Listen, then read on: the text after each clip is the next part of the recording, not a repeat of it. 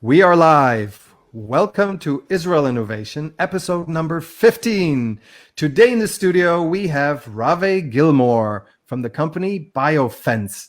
Rave, it's a pleasure to have you on. And could you please introduce yourself and tell us about Biofence? Thank you, Mark, and I'm very happy to be here. Like you said, my name is Rave. I've been with the company for 6 months. Before that, I've had a 25-year career in biomedical applications, pharmaceuticals, medical devices, ag tech, and food tech.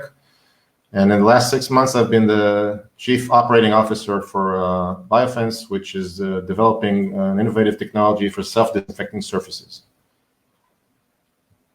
Self-disinfecting surfaces. Okay, so this is today's topic. So what does that mean? Now, I did a little teaser on LinkedIn for the show where I showed myself cleaning a surface, which when I go to a co-working space, I usually have to do. But how do you solve that problem, or what problem do you actually solve? So tell us.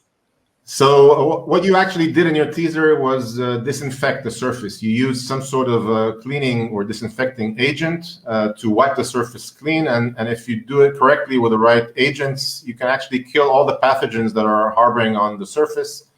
Some of the known agents are alcohol, chlorine, which is what we use, and there are others.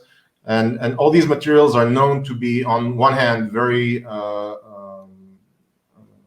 deadly for pathogens, and on the other hand, safe for human use. So that's what you're aiming to do. The big problem with all of these agents is that they don't have any forward-looking effect. So you can decontaminate your surface, disinfect it, and have it totally clean. But then as soon as people come into the space and somebody sneezes or coughs or touches the surface, it's dirty again, because the disinfecting agent has no lingering effect. And this is exactly what we're solving. We are actually making a small amount of the disinfecting agent, which is chlorine, as I said, stick to the surface and stay there for a very long duration, so that any small amount of pathogen that is passed onto that surface after the disinfection is still being able to be dealt with. So the surface actually cleans itself for a very long duration of weeks or months. Okay, now if the cleaning agent is still on the surface or inside or on the surface, can I smell it? What happens if I touch it? Like, will it feel like it was just cleaned and it kind of still smells, or what is the you would not feel any user experience? You cannot smell it. You cannot easily detect it. We have a special kit that we need to actually measure how much chlorine is still attached to the surface. It's attached in very, very low quantities, so it doesn't really affect humans at all, but it does affect bacteria and viruses. So that's like a few dozens of parts per million. And it has absolutely no smell, no odor, no feeling, no touch. We actually ran a test recently in Germany, trying to see if a very long exposure to our surfaces has any irritation on the skin. So we had 50 volunteers stick a patch with our surface on their skin for 24 hours straight, which is way longer than people are supposed to touch any treated surface. None of them exhibited any form of irritation, so it's perfectly safe. Wow, that's a really good sign. So let me understand this correctly. So you treat a surface, and then you don't have to re-clean it. Somebody sneezes on it, and 10 seconds later, it's as if nothing was there. Is that correct? So not really 10 seconds. We can't measure it that quickly, but we can tell that an hour later, the surface is 100% clean, even if it was bombarded with 1 million different viruses or bacteria per square centimeter. So that's considered a very, very high rate of disinfecting power, because we're reducing 1 million bacteria into nothing, which is 6 orders of magnitude, unheard of in disinfecting surfaces. It's only usually available when you're using liquid disinfectants, like spraying chlorine. But we have the same effect on a surface that hasn't been exposed to chlorine for weeks, because the chlorine is still there in minute amounts, which is enough to take care of the bacteria. or the virus. Okay, well, to that, I just have to say, wow. Now, for example, let's say a desk in an office or a tray in an airplane in front of an airplane seat. There could be people sitting on that for 8 hours straight and eating and dropping, I don't know what, I guess bacteria too, or coughing on it like viruses. And and then if it's not being treated and just stands for an hour or basically or at a desk overnight, and the next day there will be no traces of viruses, everything will be virus free. That is true for as long as the chlorine lasts. Now, it's important to understand this. We're not making any magic happen here. So it's not an infinite solution. You don't get to treat your desk once and then have it clean forever. The chlorine is like a battery. You need to recharge it now and then, but not very often. We had a pilot going on in a school in Israel over the last couple of months, and we treated the walls of a classroom with our solution, and we only loaded them with chlorine once, and we kept coming back to test the chlorine levels on the walls, and 2 months into the trial, the walls were still full of chlorine. So in that scenario, 2 months is sufficiently, the chlorine is sufficient to go on for at least 2 months. In another scenario, it might be a couple of weeks or maybe a couple of days. It all depends on the amount of biological load that you're applying to the surface, because chlorine leaches out of the surface and into whatever biological material comes into contact with it. So if you kind of, throw soup on your airline tray table, yeah, it will probably after an hour take out all the chlorine, and you would need to recharge it. But recharging is very simple. You just apply a chlorine solution just like you would in your intro video from yesterday, and then it disinfects and it recharges the surface for another cycle, which could be up to a couple of months. So it's like a battery. Let's say I have an office with a few rooms, some employees, like maybe one floor in a building, and I treat my surfaces with biofence, then essentially, instead of having the cleaning crew come every night at the end of the day and clean all the surfaces, they have to come maybe every 3 weeks, 4 weeks, 5 weeks, something like that, and do the same normal cleaning, and that reactivates everything. So in the baseline scenario that you're mentioning, where the crew comes in every night, they come in every night, which you're paying for, and it's expensive and consumes labor and reagents and water and all that.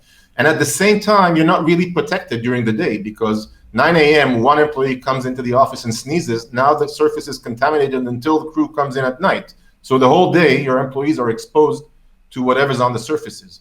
Using our solution, yes, the crew will have to come in only every couple of weeks. And also, while they're away, the surfaces are protecting the employees 24/7. So it's much, much better level of protection with a fraction of the effort. Right. So it's not only saving money, and it's not only saving work, and it's not only saving helping the environment by using less cleaning products and less often, but it actually 10 or, well, I'm going to say 24x's the protection. I don't know how to measure the X's, because really, literally, when you disinfect the surface, it's only good for a few minutes until the disinfecting agent evaporates. In the case of chlorine, it's 20 minutes max. And that's why you've been seeing crews come into subway stations at the beginning of the COVID crisis every hour.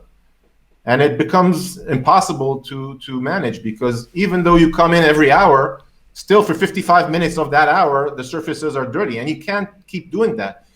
Imagine an airplane. You can only disinfect it when people are off, so after it's landed.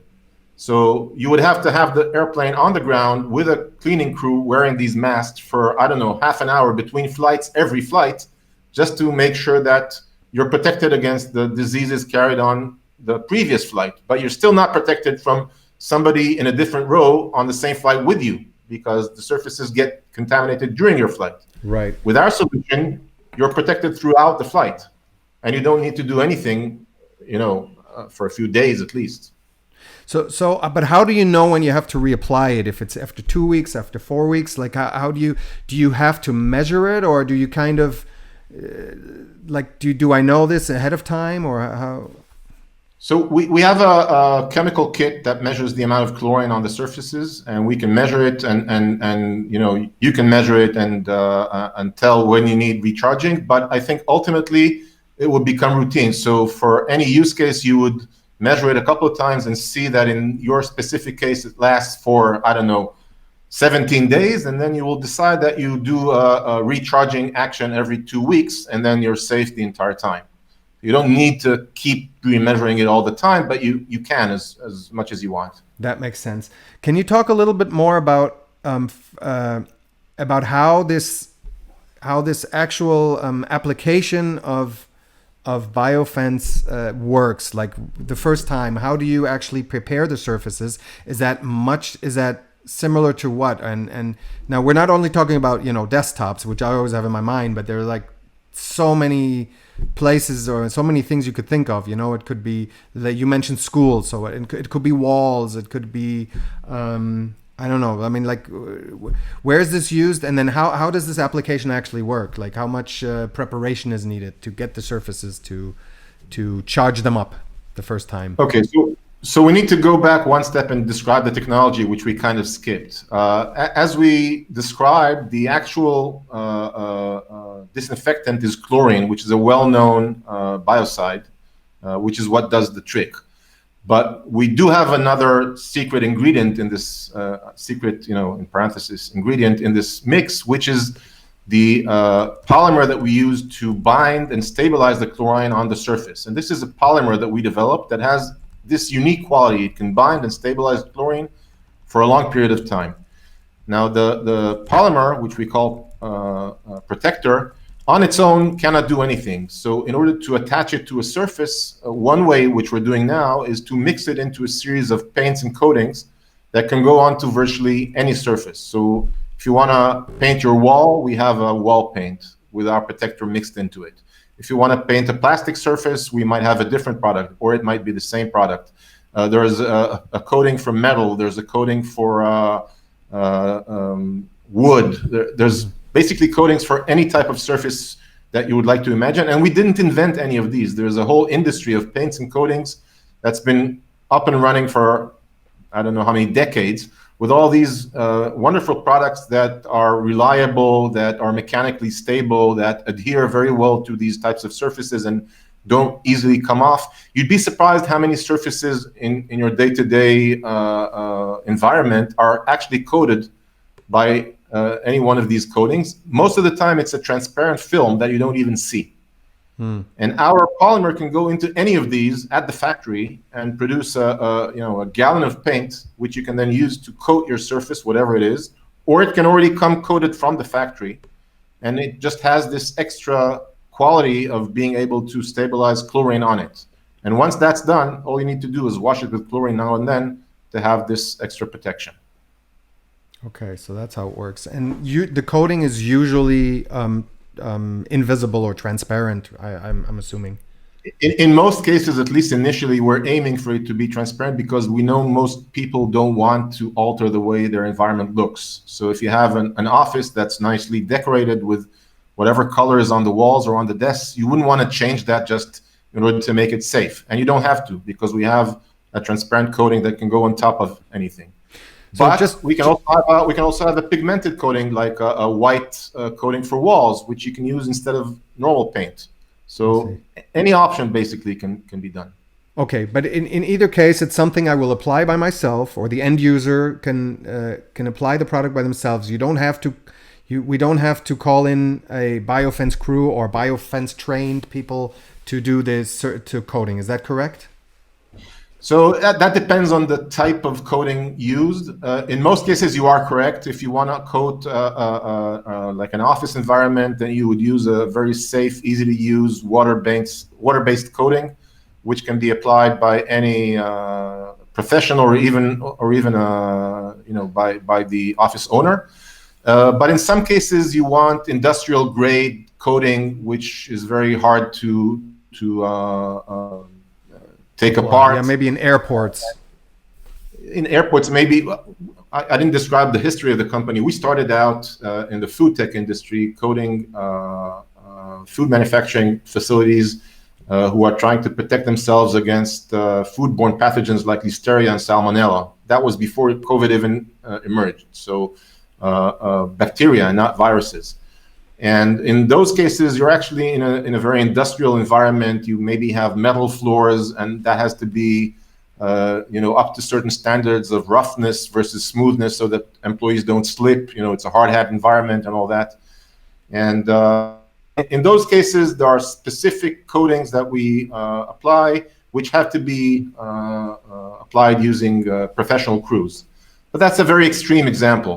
For the office environment, and we've done that in offices in Israel, you can do it yourself. You can just buy a bucket of paint and a brush and just apply it on your surfaces and be done with it.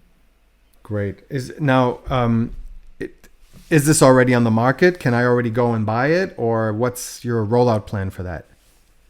Okay, so first of all, yes, it is on the market, but that's kind of the short answer. To take it to the next level, we are not paint manufacturers. Our aim is to work with global brands, big paint manufacturers who would sell this in tens of thousands of gallons and would have multiple products for different types of environments and applications.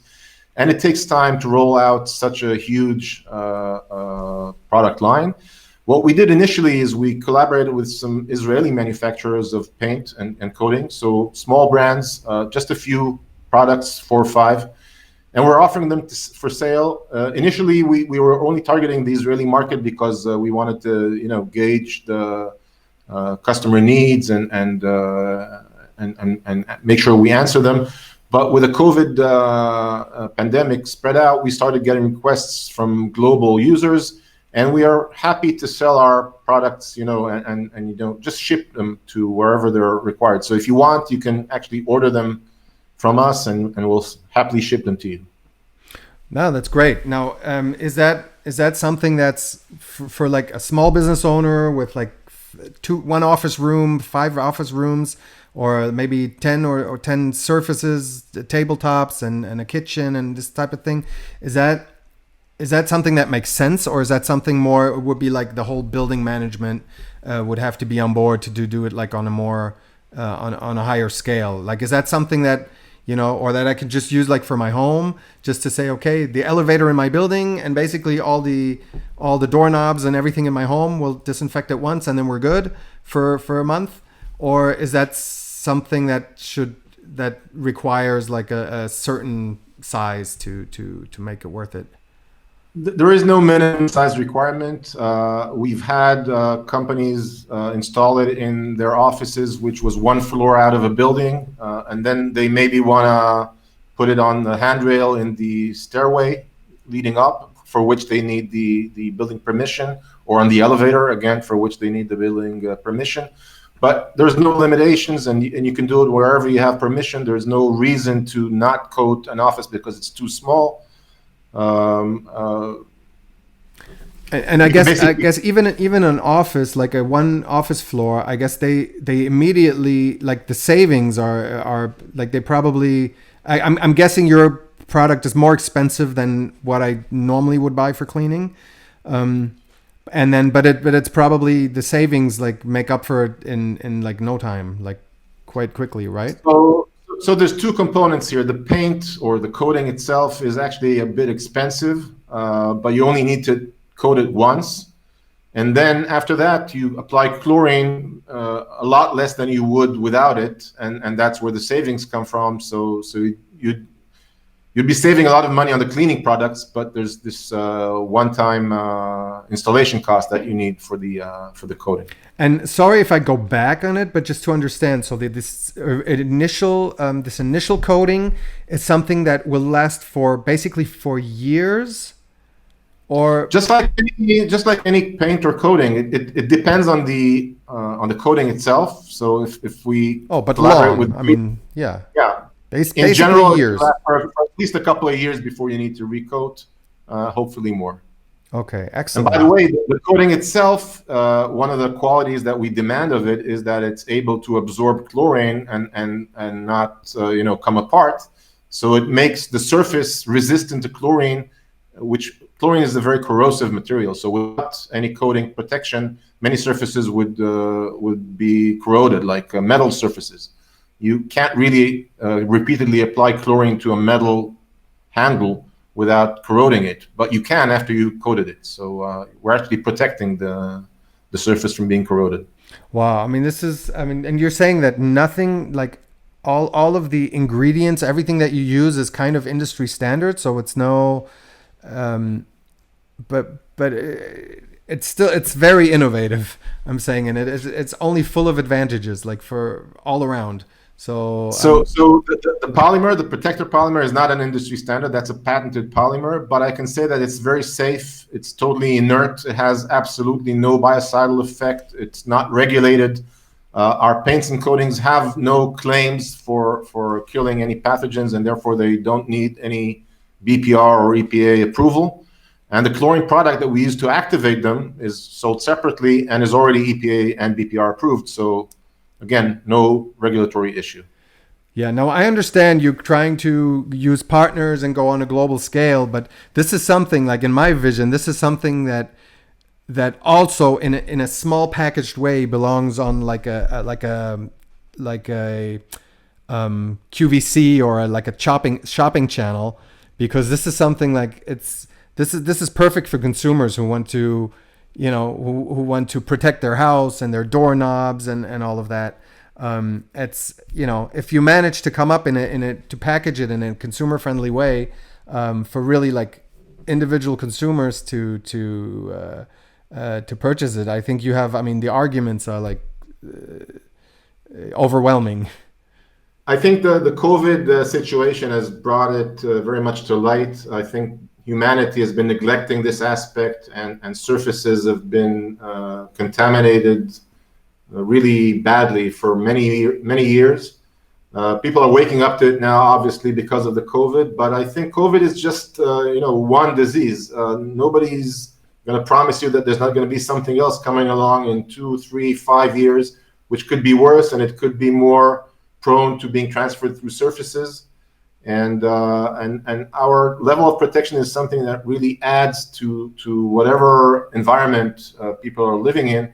Exactly. And protect them against basically any pathogen, because it's good for bacteria, it's good for viruses, it's good for fungi. It's really a very broad disinfectant, and it's been used for 100 years or more as a very safe, very effective disinfectant. Chlorine is used for drinking water. Right. It's also, of course, used in swimming pools, like everybody knows. Yeah. It's totally safe. Yeah, except in swimming pools, if they use too much, it smells bad. Yeah, you can smell it in swimming pools. You can't smell it in our application, but it's there and it's still safe. People still go to the swimming pool. It doesn't hurt them. If they use too much chlorine and you submerge your head into it, sometimes your eyes get a little bit red. That's the worst it could be. And again, we're way below these levels. So right. No, very exciting. Rave, thank you very much for this introduction. Where can people know more about you if they want to get in touch, and what kind of partners, or what are you looking for? So we're looking for customers who would be interested in buying this and installing this. We are looking for partners, which would be large paint and coating companies. We're looking for investors. We're looking for just spreading the word and getting it out there. We're interested in making this more widely known. If they want to get hold of us, I think you have the email address. The email address, I'm putting it on the screen. That's the best way to approach us, and I'll be happy to talk directly with anybody who's interested. Awesome. Okay, so again, this is the usual shout out that I do to the audience. If you work in the paint industry or coating industry, and you want to make sure that your company is riding the next wave of innovation and is really in front of the new developments, get in touch with Biofence, talk to them. It's really exciting. And if you're interested in protecting your offices or your railways, or if any governments are watching this. I think it has wide applications. So check out biofence.com, bio/fence.com. And I'll read the email address in case somebody listens to this only on audio. So it's info at and then bio-fence.com. Rave, One thing we didn't mention future plans. One thing we didn't mention is our future plans to expand beyond paints and coatings and into actual products. We want to incorporate the same polymer into like plastic master batches, and then we would have products with our polymer inside that don't need any coating and can absorb and stabilize chlorine. Think of any plastic product. It could be a chair, it could be a handle, it could be anything without any coating that could absorb our chlorine solution. What do you mean without coating? Oh, without having to coat it because it's already done by the factory. Yeah, is that what you're saying? You can incorporate the polymer, the protector polymer, into the plastic, and then you don't need a layer of coating on top of that. Oh, now we're talking all new possibilities. That's a little bit more into the future, but we already have that in motion as well. Okay, now when you're in a bank or in a counter or somewhere at the airport and you have to fill out a form and they give you pens and there's a pen with a plastic tube and you know that like hundreds of people that day have touched that pen. But the pen should come pre-coated. It could come pre-coated and protected, yeah. Yeah. What about I know this is going to now you're getting me rolling. So what about toilet seats made out of plastic? Sure, made out of plastic, and it's safe to touch. We were worried about that for a while before we had this lab in Germany verify that this is really safe for touch. For 24 hours straight, I don't think anybody sits on a toilet seat for more than 24 hours. More than 24 hours? It might be a category in the Guinness Book, but who knows? Rave, we've used up our 30 minutes perfectly, so thank you very much, and thank you. I wish you all the best, and I'm sure we'll hear a lot about Biofence in the future. Thanks for having me, Mark. Thanks for coming on. Bye-bye. Bye.